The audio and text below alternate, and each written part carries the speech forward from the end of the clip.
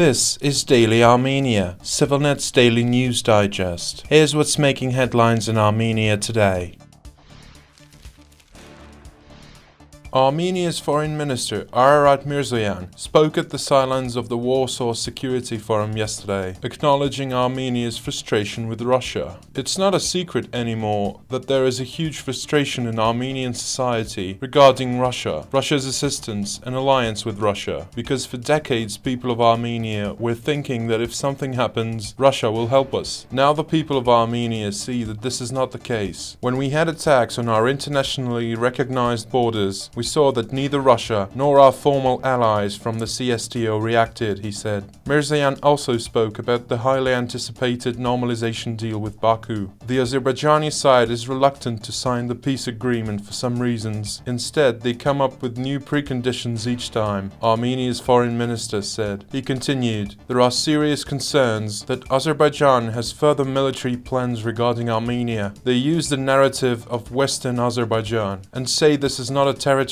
claim, but our impression is completely different. I'm not confident about the peaceful plans of Azerbaijan." Mirzoyan also stated that the European Union's monitoring mission, which observes ceasefire violations from Armenia's side of the border, has been crucial in preventing Azerbaijan from escalating the border crisis. Since its deployment, there hasn't been any major escalation. It works, it really works, and we highly appreciate this effort of the European Union, he said. Russia's peacekeepers, deployed to Nagorno-Karabakh in 2020, did not intervene when Azerbaijan launched its offensive against the region last September, forcing its entire population to flee and seek refuge in Armenia. On a separate note, Azerbaijan has occupied numerous areas within Armenia's internationally recognized territory since 2021. The CSTO, a Russian-led military alliance, refused to deploy troops to Armenia and provide political assessment to the invasion, despite its obligation to do so, as an aggression against one signatory is considered an aggression against all. Armenia then suspended its membership, but has yet to formally exit the bloc.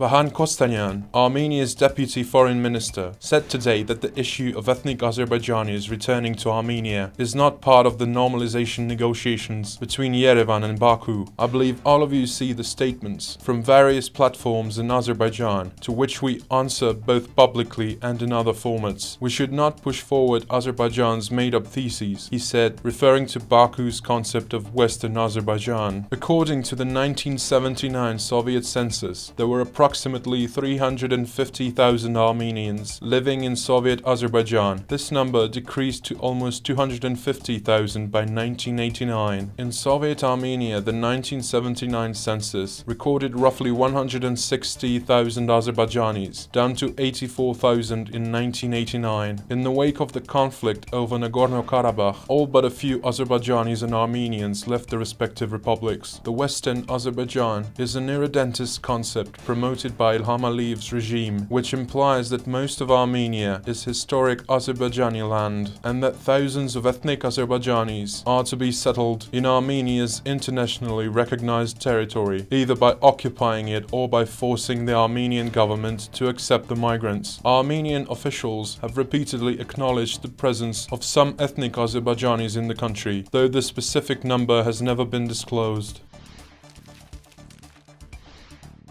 Bagrat Galstanyan, an Armenian archbishop turned protest leader, spoke live on Armenian TV Channel 1 yesterday, announcing a new demonstration this weekend and urging his supporters to continue opposing Nikol Pashinyan's government. After holding a rally in Yerevan's main square yesterday and then leading his supporters to the public TV's office, while initially demanding airtime to make a solo statement, he eventually agreed to a live interview. During the interview, he said that the protests will continue until Pashinyan's government resigns. He also announced a new rally, scheduled to take place in Yerevan this Sunday. Galstanyan came to prominence in April, when he began leading a series of anti-government demonstrations across Armenia. The protesters initially demanded a stop to border delimitation negotiations and alleged unilateral concessions to Azerbaijan, but later started calling for Pashinyan's removal as well.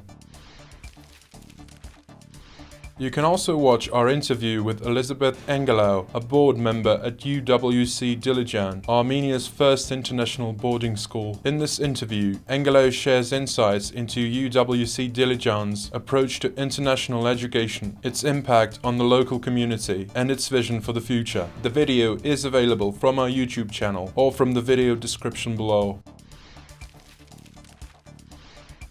And finally, the ＳիվիլՆեթ number of the day is 89. That is because renowned Armenian actor Armen Jigarhanyan was born 89 years ago today in Yerevan. He began his career at the High Film Studio in Soviet Armenia and became a nationwide film star after moving to Soviet Russia. In 1996, he founded his own theater in Moscow, where he nurtured young talent and solidified his influence in both Armenian and Russian cinema and theater. And as always, please follow ＳիվiլՆեթ for the latest news and independent reporting from our contributors on the ground here in Armenia.